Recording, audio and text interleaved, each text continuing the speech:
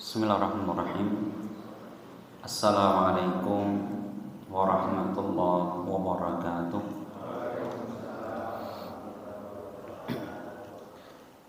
Alhamdulillah, wassalatu wassalam ala Rasulillah wa ala alihi wa ashabihi wa man tabi'ahum bi ihsanin ila yaumiddin.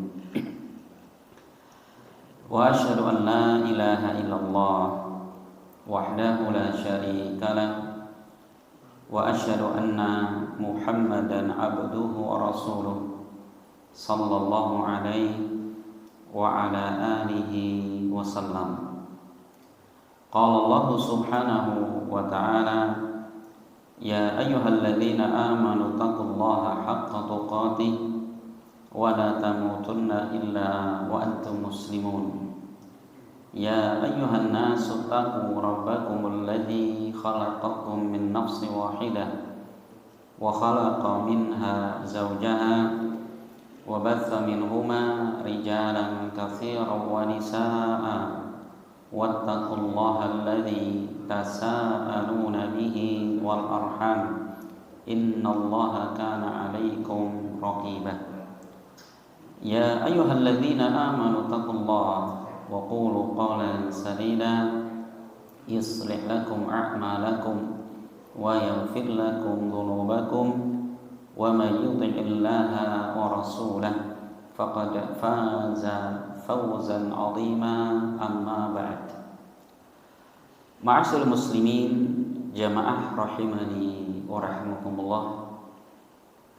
Insyaallah subhanahu wa ta'ala kita akan kembali melanjutkan dan menyelesaikan di dalam pembacaan kita dari tafsir surat Al-Fajr. Ya, surat Al-Fajr ini termasuk surat Makkiyah, ya, surat yang diturunkan sebelum Nabi Muhammad sallallahu alaihi wasallam hijrah ke kota Madinah.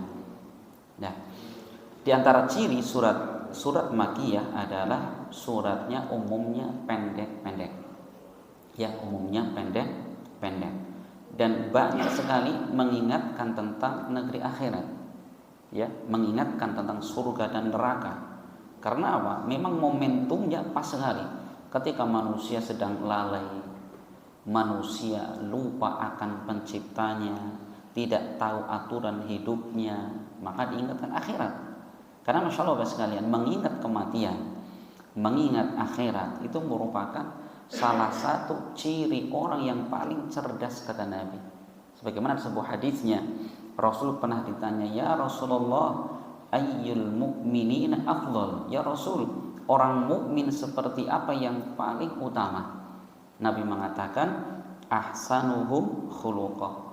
Itu orang mukmin yang paling baik akhlaknya. Ditanya lagi, ayyul mu'minina aqyas? Ya Nabi, mukmin seperti apa yang paling cerdasnya? Ya, kalau kita jawabannya kan yang selalu dapat ranking 1 dari PAUD sampai gitu kan. Kalau udah kerja duitnya banyak gitu kan. Tapi Rasul enggak seperti itu. Ketika ditanya orang yang paling cerdas, Rasul mengatakan aktsaruhum lil mauti dzikra wa ahsanuhum lima ba'dahu istidadan. Ulaikat aqyas, kata Nabi. Orang yang paling cerdas adalah orang yang paling banyak mengingat kematian dan paling baik di dalam mempersiapkan sesuatu untuk kematian. Amal soleh itu, kata Nabi, orang yang cerdas. Kenapa? Karena hakikat kehidupan manusia bukan di dunia, Pak. Ya, di dunia itu digambarkan oleh Allah, wa mal hayatud dunya illa mata'ul ghurur, dan tidaklah kehidupan dunia ini melainkan perhiasan yang menipu. Mata, perhiasan yang ghurur, menipu. Dianggapnya itu sangat indah, sangat hijau royo-royo, sangat manis, ya. Masya Allah. Makanya para ulama kita di zaman dahulu ketika menggambarkan bagaimana dunia itu digambarkan seperti tumpahan madu, Pak. Kita mungkin beli madu sekilo tumpah di lantai, Pak. Apa yang terjadi? semut berdatangan, Pak. Ini semut kalau dia makan sedikit-sedikit dari pinggir gitu ya, jangan rakus, dia bisa menikmati. Pagi makan, kenyang pulang dulu ya, jalan-jalan healing di sana Pak. Pulang sore lagi, minum madu lagi, kan sehat badannya kan. Tapi nggak bisa gedekan jenengan gitu. Tapi kalau si semut itu rakus, tamak, dia pengen menguasai semua, naik ke atas tumpukan madu. Apa yang terjadi? Malah tenggelam mati, Pak. Sama dengan manusia. Kita kalau dengan dunia, sekedarnya saja kita nikmati dunia. Apa yang Allah halalkan, apa yang kita miliki gunakan untuk kebaikan. Masya Allah, kita menikmati dunia itu. Tapi kalau kemudian kita menceburkan diri ke dalamnya, naudzubillah, itu yang terjadi. Justru kita seperti apa tadi? Seperti semut yang tenggelam di dalam tengah-tengah madu tadi. Insya Allah ya. Makanya itulah Pak, jangan sampai kemudian dunia yang begitu fana ini melupakan kita akan negeri akhirat. Kemudian Bapak sekalian, pada pertemuan sebelumnya kita akan ulang sedikit. Di ayat yang ke-15 Allah mengatakan fa ammal insan idza mabtalahu rabbuhu fa akramahu wa na'amah fayaqulu rabbi akraman. Adapun manusia jika Allah mengujinya ya fa'akramahu, Allah memuliakannya dan memberikan nikmat kepadanya, dia mengatakan Rabbi akraman, sungguh Allah telah memuliakanku. Jadi anggapan manusia jika Allah memberikan kepada dia harta, jabatan, kedudukan, ketenaran, Allah cinta sama saya, Allah sedang memuliakan saya. Wa amma idza mabtalahu faqadara alaihi rizqahu fayaqulu rabbi ahana. Adapun jika Allah mengujinya dengan menyempitkan rizkinya, dia akan mengatakan wahai Allah menghinakanku. Keliru Pak. Jadi Allah Subhanahu wa taala tidaklah ketika mencintai seorang hamba itu dengan diperbanyak hartanya, bukan. Bukan pula ketika Allah menghinakan seseorang dengan menyempitkan hartanya, bukan. Karena apa? Allah menyebutkan di dalam hadisnya bahwa innallaha yu'til mala man yuhib wa man la yuhib. Allah ya memberikan harta kepada siapa yang Allah cintai dan kepada orang yang tidak Allah cintai. Tetapi Allah hanya memberikan agama, hanya memberikan takwa, iman dan amal soleh kepada orang-orang yang Allah cintai saja. Makanya Masya Allah Pak, ya, bukan itu ukurannya, bukan banyak sedikitnya harta yang kita miliki, tapi kemuliaan seseorang adalah dengan ketaatan, dengan ketakwaan dan keimanan, gitu ya. Kemudian Allah mengatakan di situ, ayat berikutnya ya, Allah mengatakan kalla idza dukkatil ardu dakkan dakkan. Maka sekali-kali tidak. Bagaimana ketika bumi itu digoncangkan dakkan dengan goncangan yang bertubi-tubi.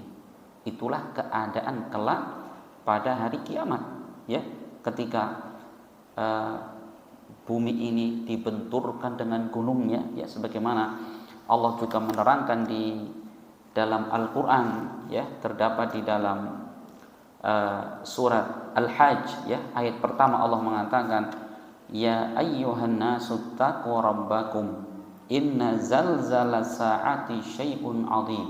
Wahai sekalian manusia, bertakwalah kalian kepada Allah. Sesungguhnya goncangan pada hari kiamat syai'un 'adzim, sungguh perkara yang sangat besar. Sampai saking ngerinya goncangan di hari itu, yauma tarawunaha tadhalu kullu murdi'atin amma arda'at wa tadau kullu dzati hamlin hamlaha wa taran nasa sukara wa ma hum bisukara walakinna adzaballahi syadid. Ya, di hari di mana engkau melihat manusia tadhalu kullu murdi'atin amma arda'at, setiap orang yang menyusui akan meninggalkan anak susuannya, dan setiap ibu yang hamil dia akan menggugurkan anaknya dengan paksa. Coba, ibu yang menyusui, ibu yang sedang hamil, bagaimana sayangnya mereka kepada anak, luar biasa. Ya, ketika hamil, ibu minum susu hamil, kan ya, susu ibu hamil. Biar apa? Ibunya sehat, janinnya sehat. Sebulan sekali di USG, ya, biar tahu bagaimana keadaan janinnya. Itu semua sebagai bentuk kasih sayang. Tetapi begitu datang hari kiamat, semua wanita yang menyusui anaknya, mereka akan meninggalkannya. Semua wanita yang mengandung anaknya akan menggugurkannya. Wa taran nasa sukara wa ma hum bisukara, dan engkau melihat manusia mereka mabuk padahal mereka tidak mabuk. Tetapi kenapa? Karena saking dahsyatnya azab Allah Subhanahu wa taala. Ya, mungkin kalau kita melihat berita akhir-akhir ini ya di Sumatera, subhanallah, Aceh ya, bagaimana cerita mereka. Ini belum terjadi kiamat besar, Pak. Ya, ketika sang ibu sudah melupakan anaknya, enggak tahu anaknya di mana gitu. Yang penting menyelamatkan dirinya kan gitu. Ini mungkin gambaran kecilnya di hari kiamat. Bahkan saking ngerinya di hari kiamat kelak, Allah mengatakan dalam surat Abasa, yauma yafirrul mar'u min akhi wa ummihi wa abi wa sahibatihi wa bani likulli imri'in minhum yauma idzin sya'nu yughni. Ingatlah di suatu hari yang setiap orang dia akan lari dari saudaranya, dari kakak adiknya, wa ummihi wa abi, dia lari dari ibunya dan bapaknya, wa sahibatihi wa bani, dia lari dari istri dan anak-anaknya. Coba, ini yang Allah sebutkan adalah orang yang paling dekat hubungan kekerabatan dengan orang tersebut. Tapi apa? Akan ditinggalkan semua. Kenapa? Mereka takut orang yang disebutkan tadi akan nutut kepada Allah. Likulli imri'in minhum yauma idzin sya'nu yughni. Di hari itu setiap orang akan sibuk terhadap diri mereka sendiri. Insyaallah ya. Yang mereka sibukkan apa? Itu akan mengetahui bagaimana nasib dirinya. Maka Allah mengatakan di surat ini, ya, itu Allah mengingatkan, kalla idza dukkatil ardu dakkan dakka wa jaa rabbuka wal malaku saffan saffa. Maka kemudian Allah pun datang, sedangkan para malaikat mereka bersaf-saf, berbaris-baris. Ini kapan? Ini disebutkan Nabi SAW, yaitu di padang mahsyar, Pak.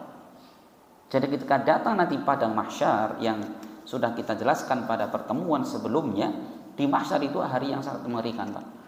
Jaraknya harinya itu Allah mengatakan, fi yaumin kana miqdaruhu khamsina alfa sanah. Di suatu hari yang jaraknya adalah seperti 50.000 tahun, Pak. Satu harinya. Ditambah Rasul menjelaskan dalam hadis Bukhari Muslim, beliau mengatakan yuhsyarun nasu yaumal qiyamati hufatan uratan ghurlan. Manusia akan dibangkitkan dari kuburnya, digiring kepada Allah dalam keadaan apa? Yang pertama, mereka adalah hufatan, tidak beralas kaki. Uratan, mereka telanjang bulat. Ghurlan, dan mereka belum disunat, Pak. Ini semua kumpul di hadapan Allah Subhanahu wa taala. Ya, sampai Aisyah saat itu dengan logika beliau, ya Rasul, ar-rijal wan nisa yanduru ba'duhum ba'dha. Ya Rasul, berarti kalau seperti itu laki-laki dan perempuan mereka akan melihat aurat orang lain kan gitu.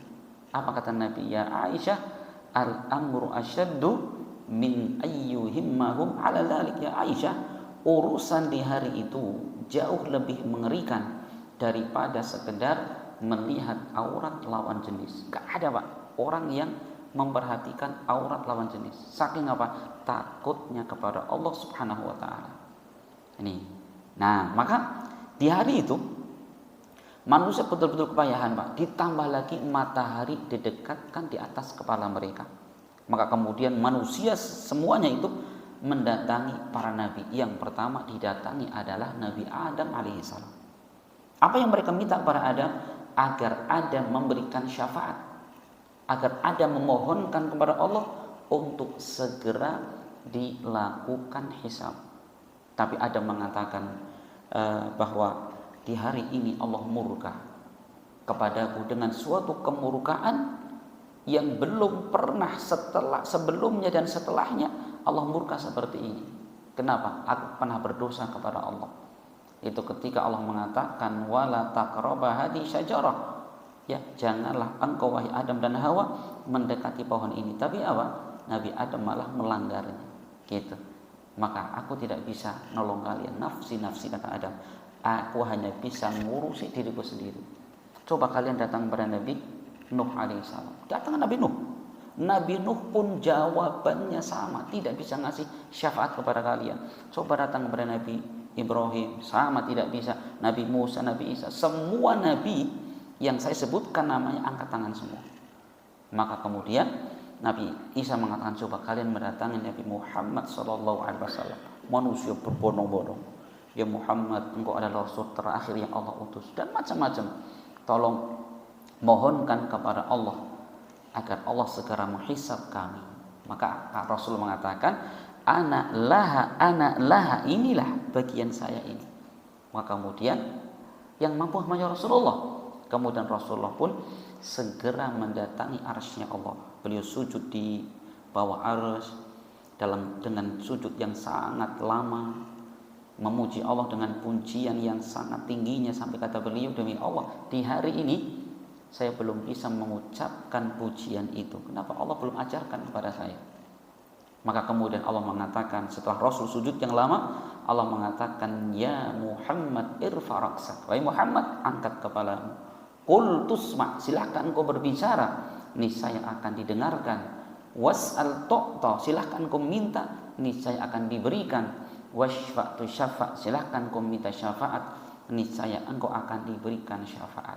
Maka kemudian Rasul pun mengangkat kepalanya dan menyampaikan, ya Allah, kami mendapati manusia dalam keadaan yang sangat payah mereka.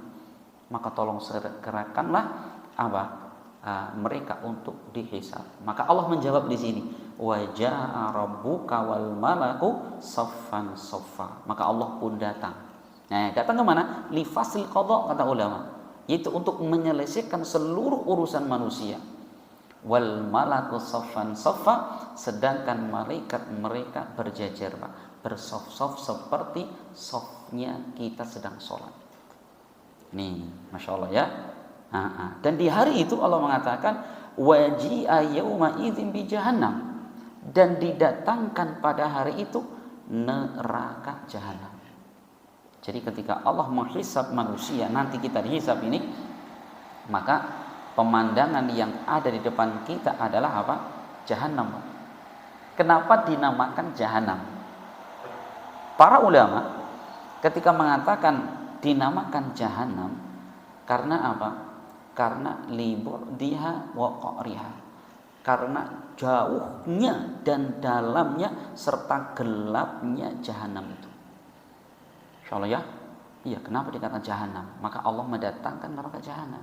Makanya ketika kita dihisab oleh Allah, kita harus mempertanggungjawabkan apa yang kita ucapkan, apa yang kita perbuat selama ini, bagaimana keadaannya. Dalam hadis Bukhari Muslim, Rasul mengatakan, ma minkum min ahadin illa sayukallimuhumullah laisa bainahu wa bainahu turjuman.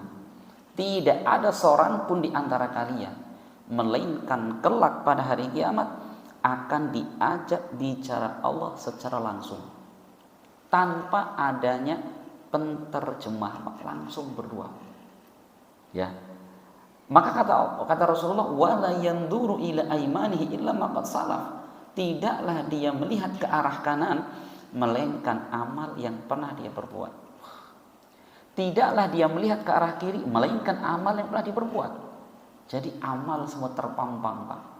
Ya, wala yanduru ila tilqa waji ila jahannam. Dan tidaklah melihat ke arah depan melainkan yang ada adalah terpampang neraka jahanam. Subhanallah. Ini. Jadi ketika kita dihisab itu bukan kayak kita interview mau kerja, Pak. Interview di Hotel Batu Raden gitu ya. Pemandangannya adalah kota Purwokerto atau pemandangannya apa hutan pinus, enggak gitu, Pak. Ini jahanam sebagai apa? View pemandangannya, Pak. Nasallallahu salam wal afiyah gitu ya. Nah, Allah datangkan neraka. Bagaimana neraka itu? Rasul menyebutkan di dalam sebuah hadis, diriwayatkan Imam Muslim. Rasul mengatakan, beliau mengatakan, yu'ta bi jahannam yawma idzin laha sab'una alfa malak alfa zimam ma'a kulli zimamin sab'una alfa malakin yajurrunaha. Kata Nabi, maka di hari itu didatangkan neraka jahanam. Ternyata neraka jahanam, kata Nabi, memiliki 70.000 tali kekang, Pak. Jadi kalau saya gambarkan misalkan jahanam seperti ini, ternyata jahanam memiliki 70.000 tali, Pak. Ma'akul zimam, setiap tali ini dipegang oleh 70.000 malaikat. Jadi berapa jumlahnya? 70.000 kali 70.000, 4,9 miliar. Kita punya uang 70.000 uang di darat itu, Pak. Sekitar gitu ya, Masya Allah. Itu malaikat yang narik neraka jahanam, Pak. Betapa ngerinya di hari itu ya. Allah akan mendatangkan neraka jahanam. Maka apa yang terjadi? Yauma idzi yatadzakkaru insan. Maka di hari itu menjadikan manusia ingat semua apa yang telah dia perbuat. Coba, Pak. Kita di hadapan Allah dalam keadaan kita ingat dosa-dosa yang pernah kita perbuat. Ngeri Pak tidak, Pak? Ingat semua, Pak. Sampai pun yang hal kecil ya. Dulu tadi zaman SMK misalkan, zaman sekolah ke kantin ya, seringnya kan darmaji, dahar 5 bayari siji ngaku nih siji. Masa itu ditampakkan, Pak. Kalau kita lakukan sudah balik, kalau SMK kan sudah balik, Pak, itu muncul nanti itu. Kamu dulu ke kantin Bu Siti kan, mangan mendoan 5 ngomong siji konangan, Pak. Astagfirullahaladzim. Ya, semua nampak hari itu. Dan manusia ingat, Pak, kan menyesalkan sekali itu. Dia sudah ingat kesalahannya, ternyata dia berdiri hadapan Allah. Takutnya kayak apa, Pak? Ya, coba sekarang misalkan kita kan mungkin pernah ya, zaman kita kecil, Pak, kita di rumah ngapa main bola, mecahin gelas satu. Ini bapak belum pulang ini gelas bapak, tulisannya papa mana ini, gelas kopi ini papa ini. Bapak kalau ngeteh ngopi pakai gelas ini, Pak, tulisannya papa. Ini pecah, Pak. Ini begitu bapak pulang kerja habis maghrib, nak ke sini, nak. Nah, coba yang manggil bapak kita salahnya cuma satu, mecahin gelas bapak, paling harga 10.000 beres, 15.000 beres. Ini takutnya kayak apa kita, Pak? Padahal Pak, yang manggil cuma bapak kita, kesalahan kita cuma satu, itu pun kalau ditebus kecil, itu saja takutnya luar biasa. Kita sekarang ya sebagai karyawan misalkan, kita pekerja misalkan, kerja sama orang, kita melakukan kesalahan, besok dipanggil, Pak, datang ke kantor. Gimana, Pak? Paling resikonya, Pak, dipecat dari pekerjaan. Takutnya luar biasa, mikir gini. Di hari kiamat, Bapak sekalian, kita berbuat dosa sekian puluh tahun. Berapa jenis dosa yang kita perbuat, berapa besar dosa yang kita perbuat, ternyata itu harus kita berhadapan dengan Allah dalam keadaan kita ingat tahu semua segala perbuatan kita. Jahanam di depan mata kita, subhanallah. Ya, makanya ini digambarkan Allah. Ya, yauma idzin yatadzakkarul insan wa anna lahu dzikra. Maka di hari itu manusia menjadi ingat segala yang telah dia perbuat. Masya Allah, Pak. Maka di hari itu yang namanya orang lupa hilang, Pak. Yang dulunya utang kadang-kadang, wis kelalen lho, kemutan maning, Pak. Ini ya, kadang-kadang kalau punya utang kan lah, pura-pura lupa, Mas, ingat kembali, Pak. Loh iya, karena Pak, hutang yang kita hutang dari orang lain, kita sudah mampu bayar tapi sengaja, itu kedzaliman. Rasul mengatakan dalam hadits Bukhari Muslim, matlul ghani dzulmun. Orang yang mampu bayar hutang namun sengaja ngudur-ngudur, kata Nabi, itu adalah sebuah kedzaliman. Coba, Pak, ngutang 1.000 konangan, Pak. Masya Allah, di hari itu ngeri sekali itu. Di hari itu manusia akan ingat segala yang diperbuat. Wa anna lahu dzikra. Tapi apa maknanya? Dan hal itu tidak bermanfaat sama sekali. Ya, dia ingat maka tidak bermanfaat sama sekali. Ya, maka kemudian Orang itu mengatakan, yaqulu ya laitani qaddamtu li hayati. Dia menyesal. Orang-orang akan mengatakan, ya laitani, aduhai andaikan dulu aku qaddamtu li hayati, aku beramal untuk kehidupanku ini, Pak. Semua kita menyesal, Pak.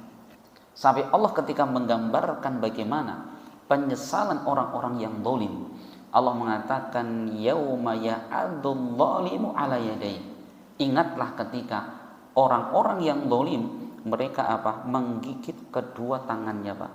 Jadi gini, Pak, kita di dunia kalau menyesal, Pak, nyesel banget, apa kita lakukan? Paling kita gigit satu jari gini, Pak, ya aduh dulu saya kok nggak nerima sih mbak itu jadi istriku, gitu kan, nyesel. Ternyata dia sukses. Nyesel paling gitu, Pak. Gitu.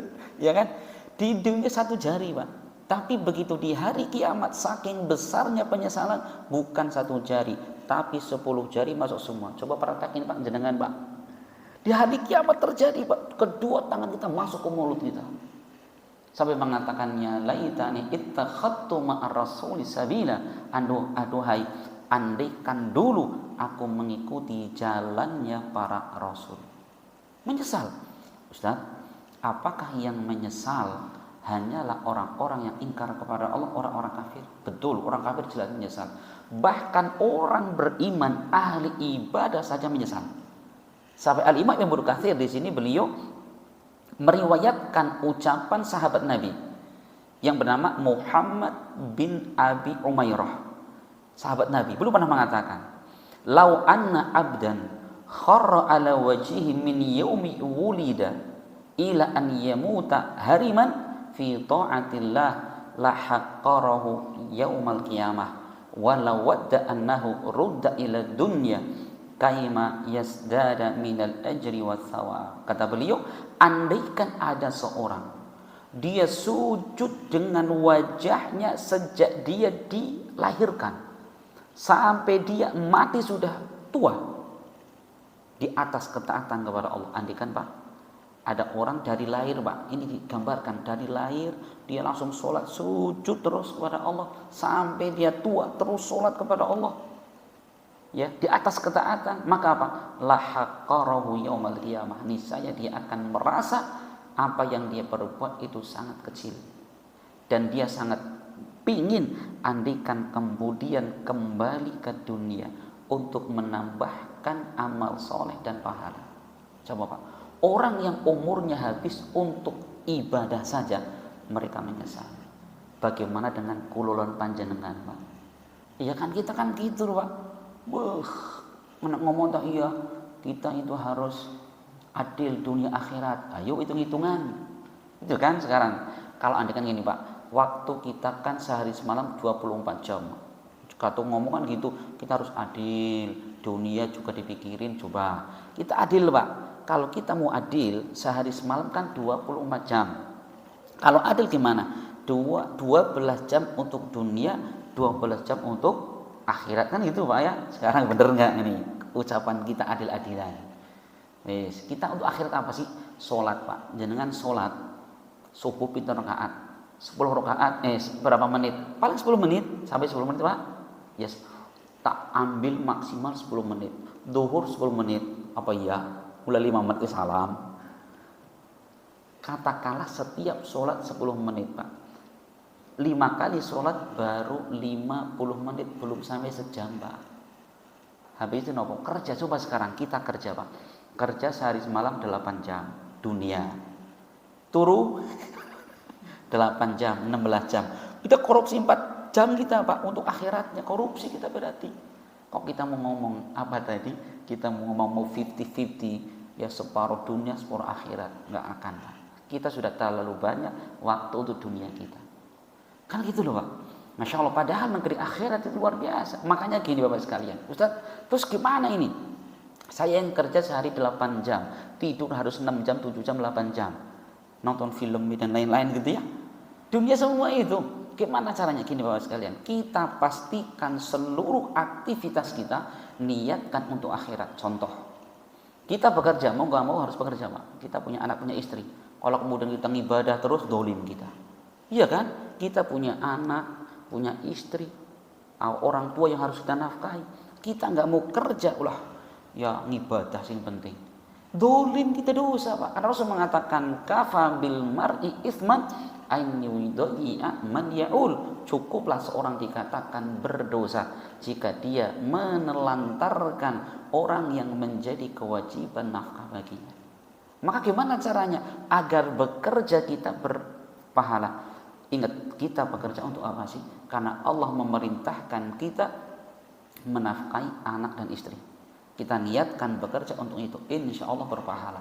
8 jam bernilai ibadah. Kita tidur Pak, kita tidur. Kan urusan dunia. Itu ternyata bisa bernilai ibadah. Kapan? Ketika kita istirahat tidur, niatnya apa? Dalam rangka menjaga nikmat Allah.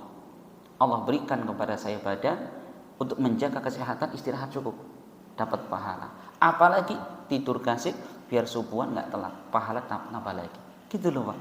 Semua yang menentukan adalah hati. Ya, maka pintar-pintarlah seorang muslim perkara-perkara duniawi ini bisa kemudian bernilai ibadah. Ustaz, main gaple bisa ibadah. Lah kowe ora bisa kowe. Ora bisa ibadah ya. Maksudnya amal yang duniawi gitu Pak. Itu bisa beribadah. Kalau maksiat nggak bisa, dodolan ciu ngibadah ciu, ya ora bisa. Pak, Ustaz, aku dodolan ciu ben ngapa kan istriku gembira. Oh, ya dolim. Gak bisa Pak ya. Jadi bukan maknanya perkara kemaksiatan dijadikan baik, bukan. Perkara duniawi yang mubah bisa bernilai ibadah. Kita kembali insyaallah. Maka orang yang mengatakan yaqulu ya laitani qaddamtu li hayati, andaikan dulu aku beramal untuk hidup ke ini. Fa yauma idzil la yu'adzibu 'adzabahu ahad. Di hari itu tidak ada seorang pun yang bisa menyiksa dengan siksaan Allah. Subhanallah Pak. Di hari itu pokoknya enggak ada manusia yang bisa menyiksa dengan siksaan Allah. Coba sekarang Pak. Sekejam-kejamnya orang di dunia, ketika mereka misalkan bakar manusia, kan pakai api. Berapa panasnya api? Maksimal 100 derajat. Bagaimana dengan neraka? Rasul pernah mengatakan narukum alladhi yuqidu ibnu Adam juz'un wahidun min nari jahannam. Rasul mengatakan api yang biasa dinyalakan oleh manusia di dunia ini baru 1 bagian dari 70 bagian panas api neraka. Artinya apa? Panasnya neraka 70 kali lipat. Kalau andikan api dunia 100 derajat kali 70, berapa? 7000 derajat. Itu panasnya neraka. Makanya nggak ada di hari itu orang yang bisa menyiksa seperti kerasnya siksaan Allah Subhanahu wa taala. Yang harusnya ayat-ayat seperti ini menjadikan seorang muslim apa? Dia takut. Wala yusiqu wasaqahu ahad. Dan di hari itu tidak ada yang bisa mengikat seperti ikatannya Allah. Kenapa Pak? Karena gini Pak, ternyata datang dalam suatu riwayat orang-orang kafir yang kekal di neraka, ketika mereka disiksa di neraka, maka mereka ditaruh di peti Pak, peti mati. Petinya terbikin dari api, kemudian di atasnya ditutup, ya, kemudian pakunya pun dari api Pak. Maka dikala itu mereka teriak, tidak ada yang mendengar. Alhamdulillah, ini bagi orang yang mereka kekal di dalam neraka, mati di atas kekafiran. Ya, Masya Allah. Inilah Allah mengatakan wala yusiqu wasaqahu ahad. Ya ayyatuhan nafsul mutmainnah. Masya Allah di sini. Allah mengatakan wahai jiwa-jiwa yang tenang, jiwa-jiwa yang tentram, irji'i ila rabbiki radiyatan mardiyah. Ini bandingannya Pak. Allah mengatakan kembalilah kepada Rabbmu radiyatan mardiyah, dalam keadaan kamu ridho atas pemberian Allah, mardiyah, dan engkau diridhoi oleh Allah Subhanahu wa taala. Artinya gini Bapak sekalian, Imam Ibnu Katsir beliau menyebutkan kalimat ini, yaitu memanggil ya ayyatuhan nafsul mutmainnah itu 2 kali. Yang pertama adalah menjelang kematiannya Pak. Jadi ketika orang-orang beriman, orang-orang soleh mau meninggal, maka malaikat akan berdatangan. Sebagaimana Allah menyebutkan dalam Al-Quran, Innal ladzina qalu rabbunallahu tsumma istaqamu tatanazzalu alaihimul malaikatu alla takhafu wa la tahzanu wa abshiru bil jannati allati kuntum tu'adun. Sesungguhnya orang-orang yang mengatakan kami beriman, wastaqamu, dan dia lurus terus di atas iman itu, enggak pernah belok-belok di atas iman itu, maka apa? Menjelang kematiannya yatanazzalul malaikah, malaikat turun temurun, Pak. Bukan satu malaikat, tapi malaikat turun temurun. Bahkan dalam riwayat dikatakan malaikat banyaknya sejauh mata memandang. Dan malaikat mengatakan apa? Absyiru bil jannati allati kuntum tu'adun, bergembiralah kalian dengan surga yang kalian sudah dijanjikan selama ini. Ini janji yang pertama, Pak, diucapkan seperti itu. Dan yang kedua, nanti di hari kiamat orang-orang beriman akan dikatakan Allah, irji'i ila rabbiki radiyatan mardiyah, kembalilah kamu kepada Rabbmu dengan penuh keridhaan.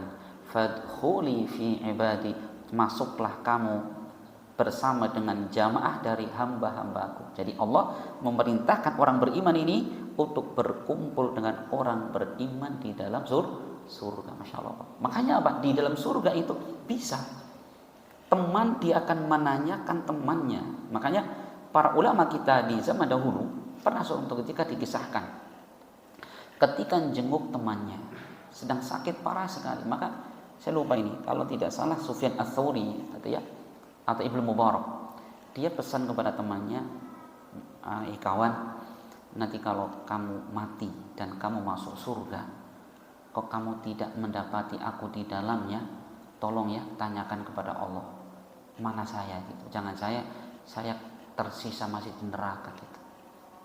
Iya. Jadi di surga itu bisa, Pak, orang itu membawa temannya.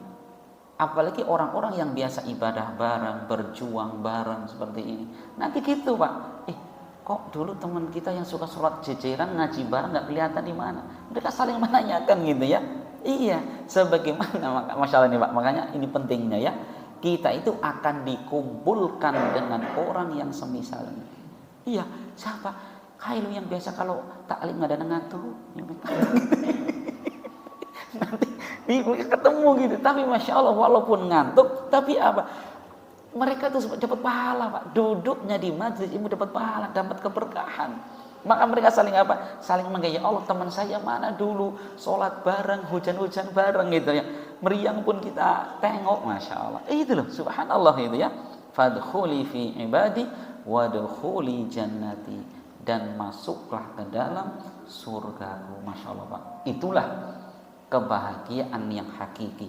Itulah puncak daripada keberuntungan. Kapan? Ketika seorang dijauhkan dari neraka dan dimasukkan ke dalam surga. Kan Allah mengatakan, faman zuhziha 'anil nar wa udkhilal jannata faqad faz. Maka barang siapa yang dijauhkan dari neraka dan dimasukkan ke dalam surga, faqad faz, sungguh dia adalah orang yang paling beruntung. Gitu, Pak. Jadi hakikat keberuntungan, hakikat kesuksesan nanti ketika kita berhasil dijauhkan Allah dari api neraka dan kemudian dimasukkan ke dalam surga. Semoga Allah Subhanahu wa taala menerima segala amal soleh kita, mengampunkan segala dosa-dosa kita, dan semoga Allah Subhanahu wa taala mengumpulkan kita semua kelak di dalam surganya ya. Ya walaupun amal kita sedikit, dosa kita banyak, tapi harapan pengen masuk surga tinggi banget kita. Ya apa tidak? Iya, kita sebenarnya kalau mau ingat dosa kita malu, Pak, minta sama Allah. Apa kita nggak malu gitu ya? Dosa kita banyak, amal sedikit, tapi kok mintanya surga Firdaus maning, Pak. Tapi gimana mau kita butuh itu, Pak ya? Ya makanya banyaklah ya.